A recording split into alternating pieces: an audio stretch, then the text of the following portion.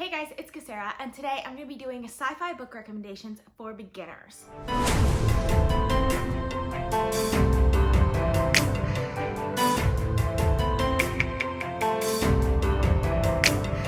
So I recently got a comment on one of my videos. Alyssa said, I've been trying to get into sci-fi, but I'm intimidated by the genre. Could you do a sci-fi recommendations video? And honestly, when I saw that comment, I was just like, I'm really new to sci-fi also, and I'm pretty intimidated by the genre. Maybe I'm not the best person to do this video. But then I realized I actually do have a lot of great sci-fi recommendations, so I decided to do it anyway. So Alyssa, this video is for you. And I have 12 books that I'm gonna recommend to you today.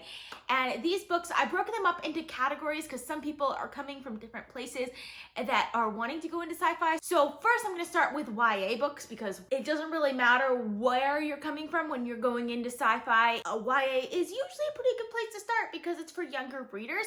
Then I also have short sci-fi recommendations that I'm gonna have for you guys, as well as recommendations based on genres that you read normally. So if you read a lot of fantasy regularly or a lot of historical fiction or something like that, I'm gonna have a few recommendations like that. And then we're gonna end with just straight up sci-fi books that I highly recommend you guys check out because they're amazing. So these are all books that I think you guys should read if you're just getting to sci-fi. They're fantastic and I absolutely love them. And we're gonna start out with the YA books that I think are great books for beginners sci-fi readers. For the first one, I'm gonna have to go with Cinder by Marissa Meyer. Now this one is a very typical YA book. It's a Cinderella retelling set in the distant future in which Earth has already colonized the moon and the main character is a cyborg. So instead of losing her shoe, she loses her leg, which is just great. I absolutely love it. This definitely has a lot of hard sci-fi elements to it. While I was expecting, it kind of caught me off guard just how well the world building was done in this one. It also has a very classic setup that's very familiar and really accessible to younger readers and to all readers really. And it was just a fun book. I do think I didn't enjoy the rest of the series as much as this first book, and I think part of that is just this first book surprised me a lot more than I was expecting it to. Like I wasn't expecting to love this book as much as I ended up loving it, but it's a fantastic book that I definitely recommend, especially if you're very new to sci-fi. So the next book that I'd recommend if you're new to sci-fi for YA is Skyward by Brandon Sanderson. So this is the first book in the Skyward series, and this is also a hard sci-fi. It's set on another planet in the very distant future, and there's a lot of mysteries and things that goes on in this book.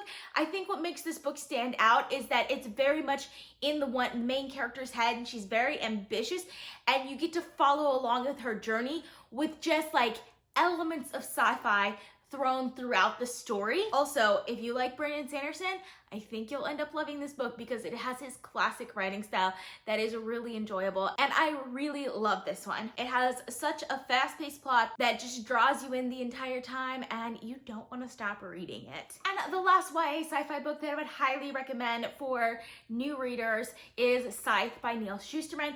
So this one is kind of like a more modern technology sci-fi as opposed to the other two that I mentioned that deal more with like space travel and colonization and things like that. This one has more to do with supercomputers and algorithms and things like that, which is incredibly interesting, especially in this day and age where space travel doesn't really have that much of an effect on our lives, but supercomputers most definitely do, especially like algorithms.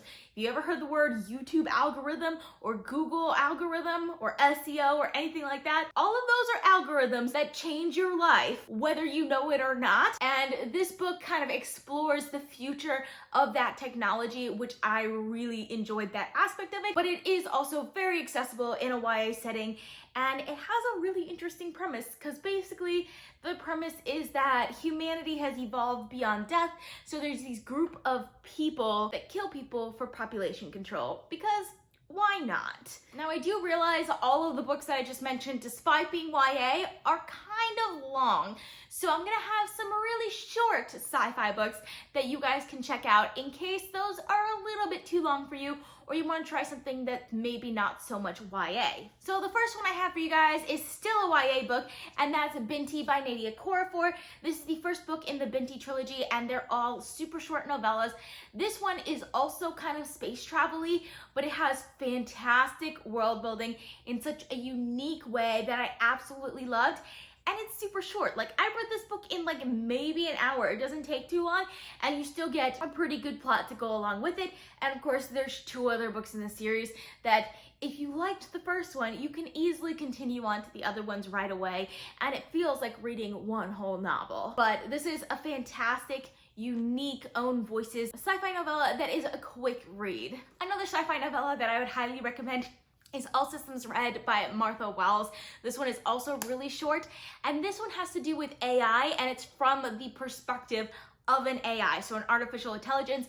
It is a robot that is basically hired to be a bodyguard, but in the past he kind of went rogue and killed a bunch of people, so now he calls himself Murderbot, and he's like hacked into his own system so that he doesn't have to take commands anymore, but he does still take commands to make it seem like he is still taking commands. Instead of doing his security duties, he would just rather like watch TV and stuff, which is just fantastic, and I absolutely love it. The world building in this universe is fantastic also, so I highly recommend that.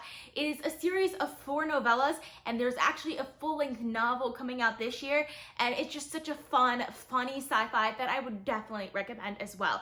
And you could read the first one. If you don't like the first one, you don't have to continue, but if you like it, you got tons of more content that you can read, and it's super short also. The last short sci-fi novel that I'm recommending to you guys is The Test by Sylvain Neuvel. So this one I would recommend read after you've read some of these other ones because it's a little bit different. It's a near future sci-fi, which is similar in concept to things like The Handmaid's Tale or 1984 or something like that, where it's a little bit more politically driven rather than technology driven, but there is some really great technology in this one. And I recently commented to someone that this book is kind of like a punch in the face because it's a lot more intense than I was expecting it to be, but I loved it because of that. It definitely has some thrilling elements to it, and it definitely makes you think a lot about morality and what is right and what is wrong, all packed into this tiny, tiny little book. But this is another one that I would highly recommend. So the next one, I'm gonna talk about crossover sci-fi, sort of. So basically, if you read a lot of a particular genre, I'm gonna recommend one sci-fi book for that genre. Would work really well for you as a beginner, even though it might not work as well for other beginners. So the first one is historical fiction. So if you read a lot of historical fiction and you want to get into sci-fi, I recommend picking up The Calculating Stars by Mary Robinette Kowal. So this is a historical sci-fi which is set in the 1950s, and it's set during an alternate timeline. So it's during the space race, but a huge meteorite hits the Earth, and humanity is basically given a time limit. They have to get to space in this certain amount of time or everyone dies. So it's basically how they get there. There's a lot of social political issues that are brought up based on the time period, and we get to see how space technology could have potentially been accelerated given one of these doomsday scenarios. So this is a fantastic book that I absolutely loved.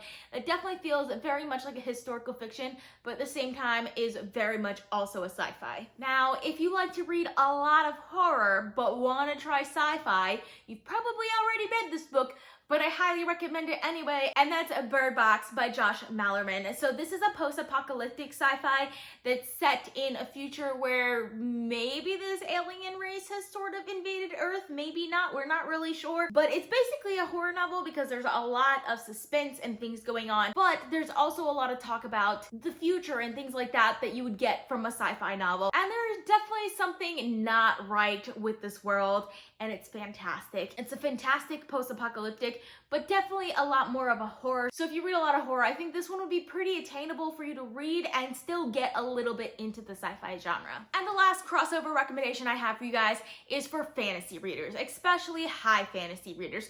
This one is not actually a crossover between sci-fi and fantasy, but it is a hard sci-fi series that I think people who read fantasy would really enjoy, and that's Leviathan Wakes by James S. A. Corey. The reason why I think fantasy readers would love this because it has significant world building, multiple character point of views, and has a plot that starts off the way you would expect a high fantasy novel to kind of start off, with one main character that is kind of given this mission that he is not ready for and given this power that he's really not ready for, but he has to grow into that, and you get other characters coming in throughout the novel that are always at conflicts with each other, and there are tons of great political situations in this as well as a lot of very complex like groups of people involved in this world, and the world building is just phenomenal in this series. I also think James S. A. Corey writes a lot like how you would expect a high fantasy author to write. It does help that one of the authors in this author duo is Daniel Abram, who is a high fantasy author,